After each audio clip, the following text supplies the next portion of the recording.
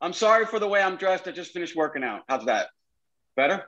No Can we apology. hear me? Yes, no apology needed. And yes, we Well, can hear I you. believe. Well, ask Jeffrey Toobin. You should behave on Zoom calls. So you got to just like you're in the office, you know. Probably good advice. Probably good advice. Hey, but you did just finish working out, right? All right, we're recording and we're live Facebook. We're up to a good start for a Monday. Wow. I'm going to start by sharing my screen with you.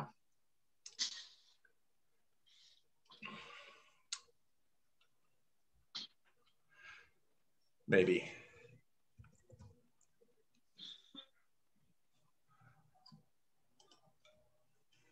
No, I'm kidding. Cool. There we go. And multitasking, letting people in the room. Refresh. Please be there. Well, let's try that. All right. Are you seeing the accountable victim model? Yes. Yes. Cool. So life happens.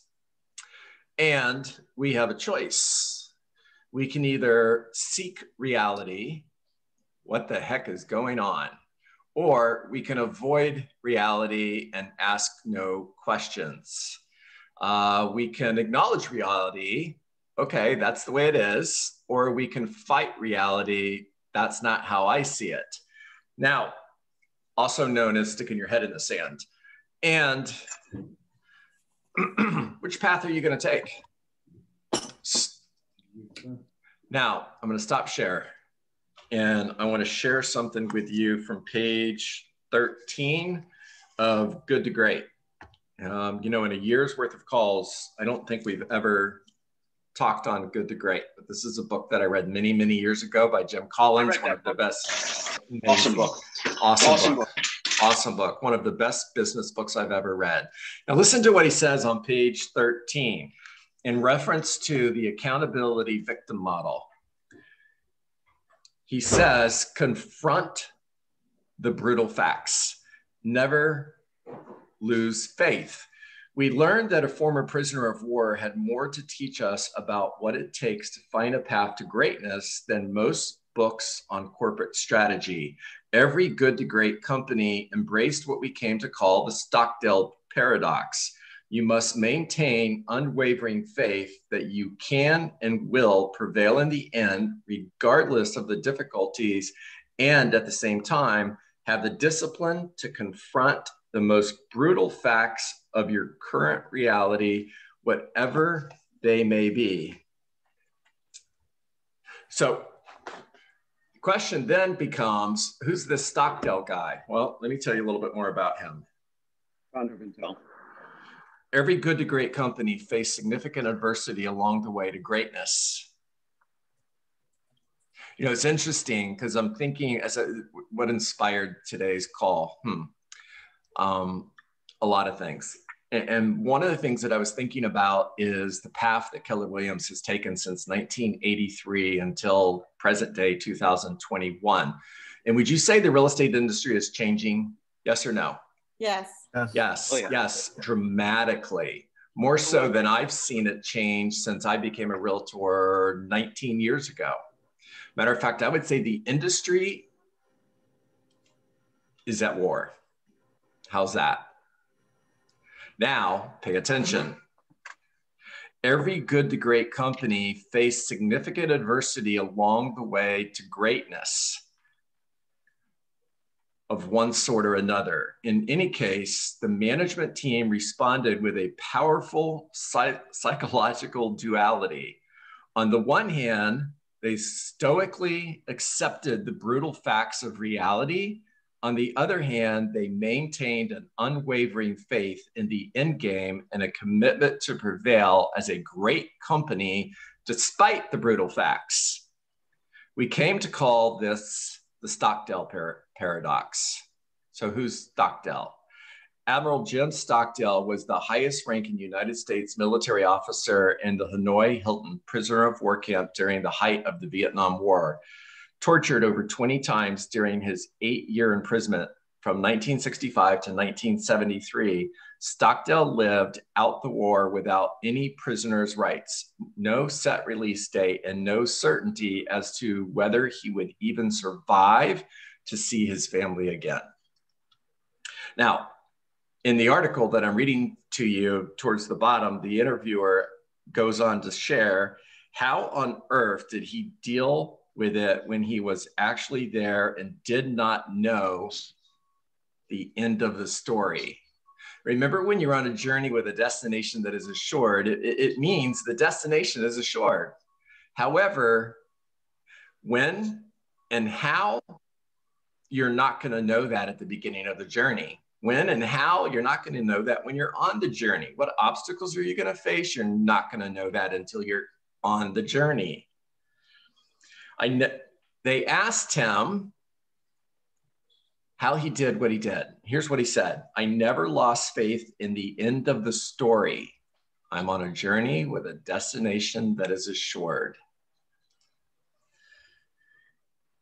I never doubted not only that I would get out, but also that I would prevail in the end and turn the experience into the defining event of my life. Adversity is preparation for greatness. After about 100 meters of silence, this is the interviewer talking, I finally asked, who didn't make it out? Here's what Stockdale had to say. He said, that's easy, the optimist. Now, that doesn't mean that it's wrong to be an optimist. But what it does say is to ignore your current situation and hope that things are going to get better, or belief that things are going to get better without acknowledging your current reality is a recipe for failure.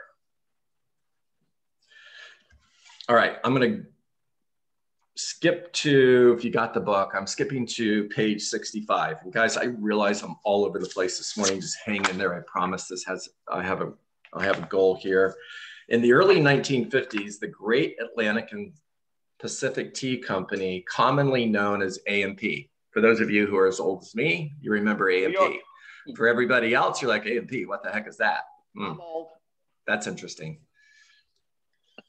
Stood as the largest retailing organization in the world and one of the largest corporations in the United States, at one point ranking behind only General Motors in annual sales.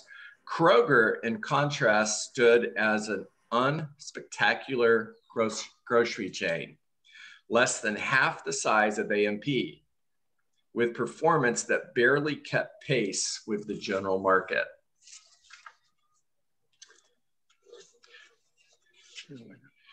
Here's what's interesting. Both Kroger and A&P were old companies. Kroger at 82 years, A&P at 111 years, heading into the 1970s. Both companies had nearly all their assets invested in traditional grocery stores.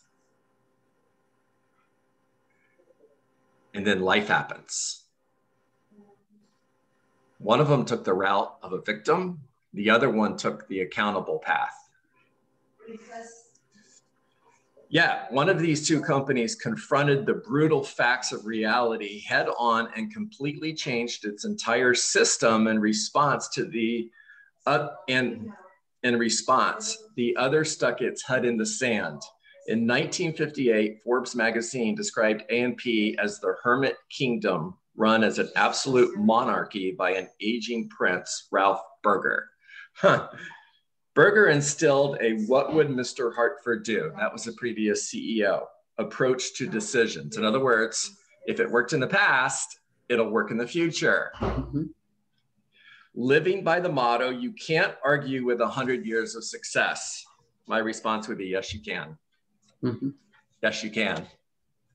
There are real estate companies today that are saying that same thing. There are real estate agents who are saying the same thing. Oh, I'm not worried because I do all of my business with my sphere of influence. I do all of my business with my past clients. So everything is going to be okay.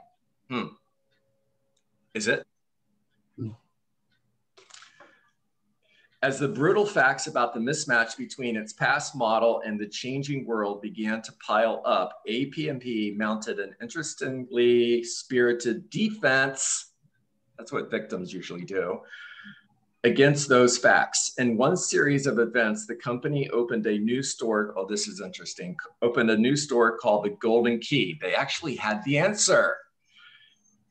A separate brand wherein it could experiment with new models and models to learn what customers wanted. It sold no A&P branded products. It gave the store manager more freedom. It experimented with the innovating new departments, and it began to evolve toward the modern superstore. Customers really liked it. Here, right under their noses, they began to discover the answer to the questions of why they were losing market share and what they could do about it. So, what did A&P executives do with the Golden Key? They didn't like the answers that it gave, and they closed it. Did you know that Blockbuster actually had the solution to Netflix? Did you know that Blockbuster had actually created a platform for you to be able to go online and order movies, just like you're doing from Netflix today? And did you know that Blockbuster fired the CEO who created that platform because profits went down? And they ditched the platform. Within 2 years, they were out of business. I hope you guys are connecting the dots. I'm not sharing stories with you just for the heck of it. I hope you're paying attention. Meanwhile, over at Kroger, a completely different pattern arose. Kroger also conducted experiments in the 1960s to test the superstore concept. By 1970, the Kroger executive team came to an inescapable conclusion. The old model grocery store, which accounted for nearly 100% of Kroger's business, was going to become extinct. The Stone Age didn't end because we ran out of rocks. Mm-hmm. Unlike AP&P, however, Kroger confronted this brutal truth and acted on it. The CEOs who were responsible for this, Lyle Everingham and Jim Herring, were interviewed by the staff of writers for Good to Great, and they were asked how they did this. And here's what their response was. I find your question a bit perplexing. Basically, we did extensive research and the data came back loud and clear. The super combination stores were the way of the future. We also learned that you had to be number one, or, oh, this is so important, please pay attention. We also learned that you had to be number one or number two in each market, or you had to exit. Is the real estate industry changing? Yes or yes? Yes. Yes, absolutely. The real estate industry of the future, and when I say future, I mean maybe within the next 12 months, is not going to look anything like what it did 10 years ago, 5 years ago, 3 years ago, yesterday. And on the other side of this, you've got to be number one or number two or get out. Now, when you look at all of the competitors in this industry, ask yourself, who's going to be number one or number two? Now, zero this down to a local real estate office. You got to be number one or number two or get out. Who's going to be number one or number two? There will be fewer real estate companies doing more deals because of technology. And we're in this battle where tech wants to replace the real estate agent. Yes or yes? Yes. And Gary Keller has been talking to you guys about tech-enabled versus tech-enabled agent versus agent-enabled tech. And on one side, you've got Zillow and Redfin. On the other side, you have traditional real estate companies like Keller Williams, Coldwell Banker, RE/MAX. And I could go on. There's more. Mm-hmm. Now listen to what I said earlier. On the other side of this, you got to be number 1 or number 2 or get out. Now, Zillow, Redfin, all of the traditional brokers. Who's going to be number 1 or number 2?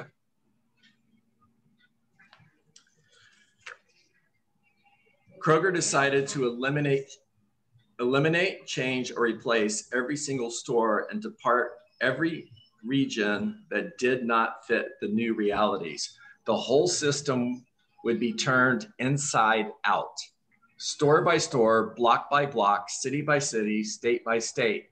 By the late 1990s, Kroger had rebuilt its entire system on the new model and was well on the way to becoming the #1 grocery chain in America, a position it would attain in 1999. Meanwhile, AP&P still had over half its stores in the old 1950 size and had dwindled to a sad remnant of a once great American institution. Facts are better than dreams. All right, John, it reminds me of an old retail adage, which is today's peacock, tomorrow's feather duster.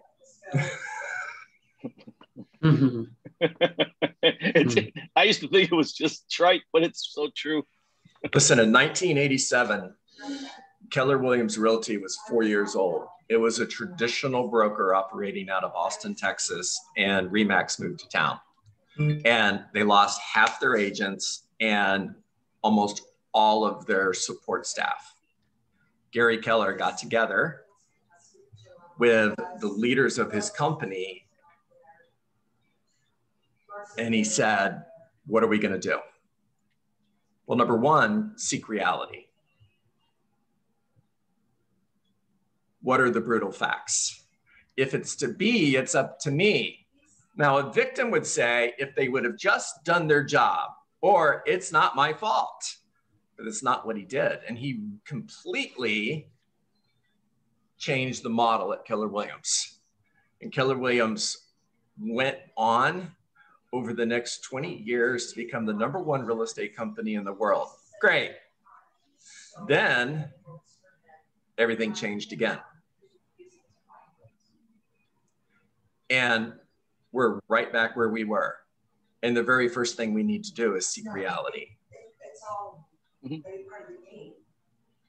Now, there are competitors who are saying what's worked in the past will work in the future, and we're not making any changes. Okay, fair enough. By the way, BlackBerry did that. BlackBerry went from 80% market share to 2% market share in 1 year because they buried their head in the sand. IBM used to be the tech giant, and then this little upstart named Microsoft came along. Puh, who are they? Right. And ran their computers by they owned the DOS for IBM. I mean, you either change with the times, or the times run, or you just become irrelevant. Change is not necessary. Neither is survival. No.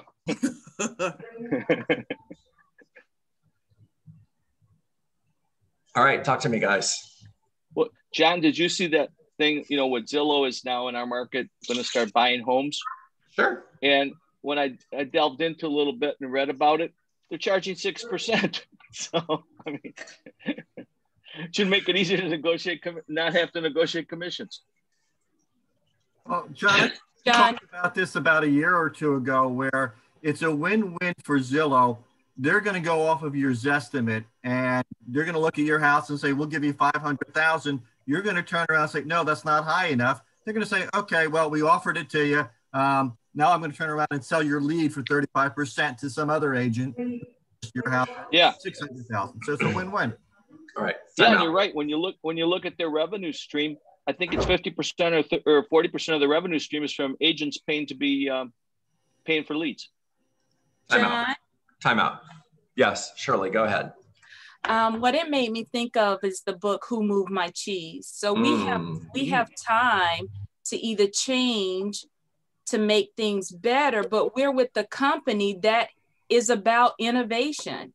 So tomorrow, Lord's will would be my 3rd year with Keller Williams, the only company that I've been with. And when I hear agents say they've been here and there, and then to find KW, like Gary has done that. All we have to do is implement the models and systems. So we're ahead of the game. I'm not worried about Zillow because I'm with a company that is focused on that. I, as the agent in building my business, follow the models and systems that are in place. That's how I look at it. Yeah, good job, guys. And listen, I want you to hear something really clear, okay? I'm going to be super transparent, open, honest, and direct with you. Life happens. The industry is changing. Real estate models are changing. And this is a conversation around technology and the battle between tech-enabled agent, agent-enabled tech. However, it is also a conversation around models and real estate models. And to say that the model that we've been using as a real estate company for the last 40 years is going to continue to work would be to do the same thing that APMP did, or AMP, sorry. Yeah.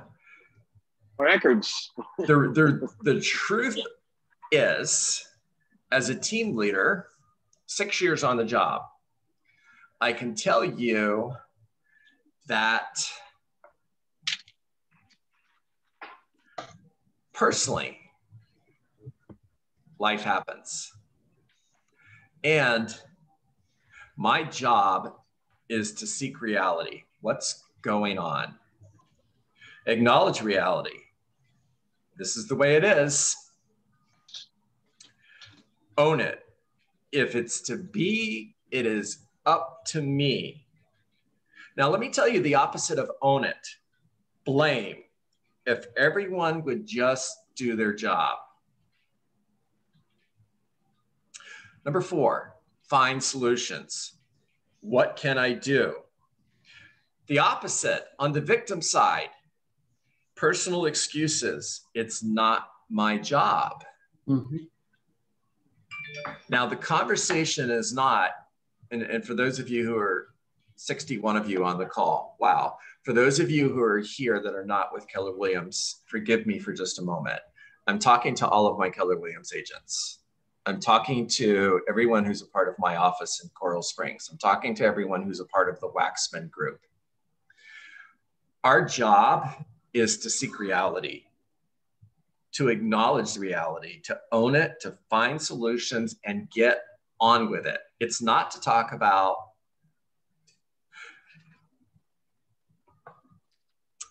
who's going to win this battle. I mean, I'll tell you right now, Keller Williams will be one of the 2 that come out the other side of this. However, that doesn't mean that we can continue to do things the way we've been doing them, because the industry is changing, which means we have to change.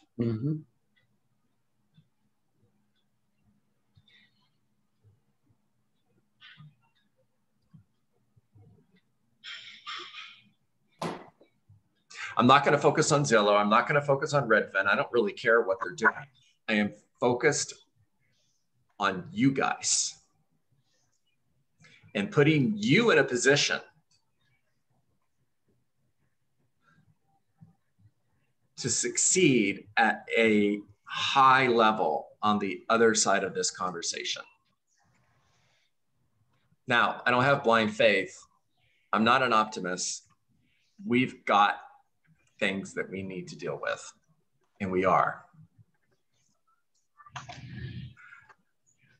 Now, talk to me. apps model starts tomorrow. I'm putting the link in the chat. There you go. There you go. Has Gary Keller been telling you that the models are changing? No. Of course. Well, it depends on how you answer that question. So where's my book? It's here somewhere. It's always close. The basics that are taught in this book will never change. Never. However, when you look at dependent real estate companies, interdependent real estate companies, and independent real estate companies, for the last 20 years at least, you were either one or the other. And you're going to see a change. I'm telling you, it's changing. By the way, that's Kroger building the largest retail grocery store in the world because they paid attention. They asked, what do the customers want? Keller Williams is asking, what do the real estate agents want?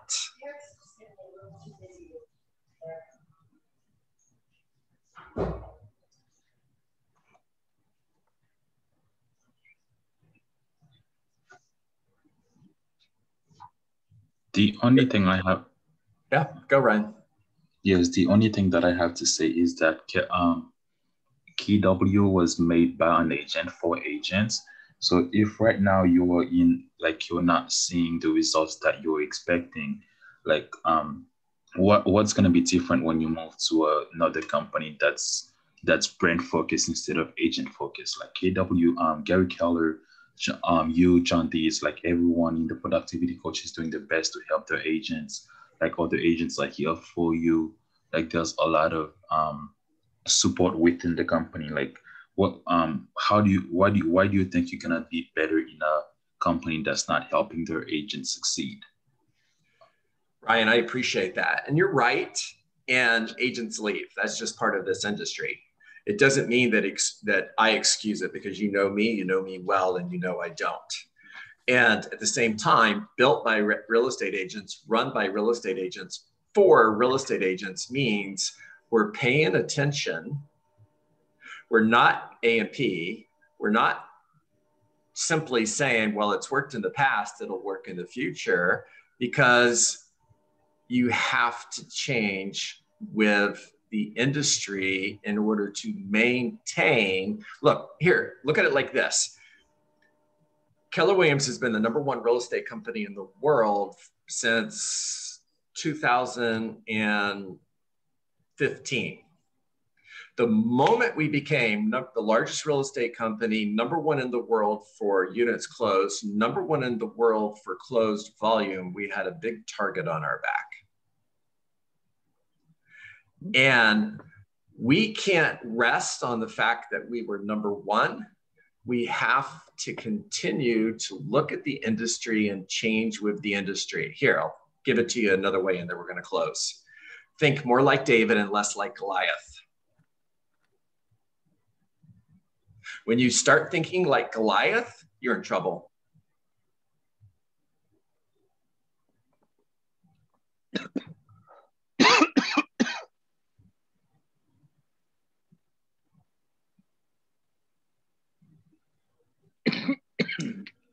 All right, give me a couple of ahas, guys. Let's go. Well, I'm going to jump in. I'm on the Agent Leadership Council. So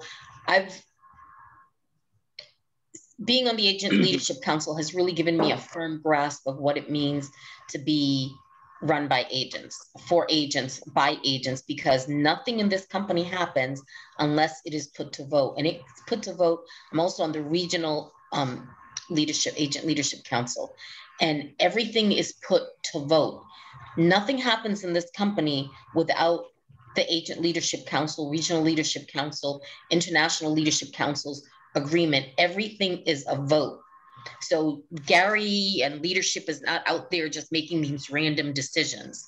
Everything about Keller Williams is about the agents, and it is the agents making the decisions.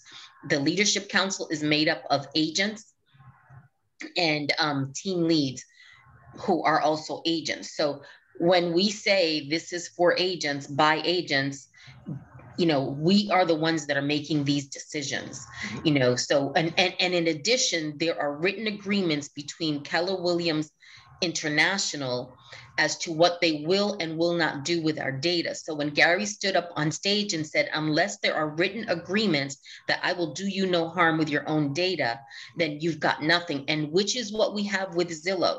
So for agents that are paying Zillow for leads, you are paying someone to do you harm with your own information. True. Good job, Sarah. All right, listen, everybody. I hope you got the message that I was intending to deliver today. Like always, my intention is to inspire you, to teach you, to help you think different. I don't have the answers. I just have a lot of questions. I've got one for Zillow. Talk to me, Max. I've never paid Zillow a nickel or a dime because I'm not paying somebody to put myself out of business. No way, no how. Love that. So that's my thought on Zillow. The people who pay Zillow are actually funding the demise of the industry. It's ridiculous. Yeah, it's just my thought. Thank you, Max. John, I love your passion, by the way. Thank you. John, I would like to. I prefer to have this feeling with this group of people versus not have this feeling that I'm having right now. Well, if this call made you feel a little bit funky, that's okay. Yeah. And I'm just being real, guys. I'm telling you, confront reality. Get your head out of the sand and pay attention to what's going on. Because I intend on being here 5 years from now. I intend on creating generational wealth for my family that will survive me long after I'm gone. And Keller Williams is the vehicle that's going to take me there. And it's going to take me there because I'm paying attention. John, you're saying be confident, but don't be overconfident. Don't be Goliath. Yep. Yeah. Be David. Mm-hmm. All right. You got to embrace the newness and the change in technology. And if you don't, it passes you by. But it's an adventure. It's not. It's something to be a little bit afraid of, but it's really something to be excited about. Great conversation for morning. To Excellent. Luciana, got the message, but what should we do? Great question. Luciana, you're in my market center, so I'm just going to speak to you directly. Have faith in me. Know that I'm not just sitting by doing nothing. Know that I've been working on this behind the scenes for over a year. Know that we have a plan in place that is going to position you to be able to build a real estate company that you want to be able to build your own real estate company. I don't mean Keller Williams, to build your real estate company that will provide you with an opportunity to live the life that you deserve to live. Have faith and just a little bit of patience, because I promise you, you're going to like what you see. All right, everybody. There you go. That was fun. Time to get to work. And I've got this today. What is work? Work is 20 conversations, not 19, not 18, not 17 conversations. Because when you have 17 conversations, you didn't have the 18th conversation, which might have been $1 million listing, and you didn't get it because you didn't make the call. By the way, I'm going to edit this just a little bit because of some of the conversations I've been having lately. If you're averaging 5 conversations a day, what does work for you? Work is have 10 conversations, not 9, not 8, not 7, not 6, because it's close enough. Have the 10th conversation because it's progress. And the way you get to 20 conversations is by first getting to 10 conversations, and then getting to 12, and then getting to 15, and then getting to 20. But it's not start 20 today. If I've never run a mile in my life, I'm not going to go out tomorrow and run a marathon. That's ridiculous. There, hope you like that. All right. Make care calls, not sales calls. Lead every call with gratitude. Thank you for taking my call. I appreciate you. Every day, look for one appointment, add one person to your database. Look for a referral. Find somebody today that's thinking about selling their home or buying a home. Doesn't matter if it's 30 days from now, 6 months from now, or a year from now, because a year from now, you're going to need listings. Every lead is a good lead. Take every single one of those opportunities and put them into your funnel and then your pipeline, and then follow up forever, because you reject rejection, and no is not a word that lives in your vocabulary. No simply means not yet. Remember that people will never change their mind, but what they will do is make a new decision based on new information. And because you followed up forever, you're creating emotional proximity. So when they make a new decision, that new decision is going to be to hire you. Make it a great day. Thank you, John. Thanks, John. See you Have a great day, everybody. Thank you. Ciao. Thanks, John. Thanks, everyone. Have a great day. Have a nice day, everyone. Bye.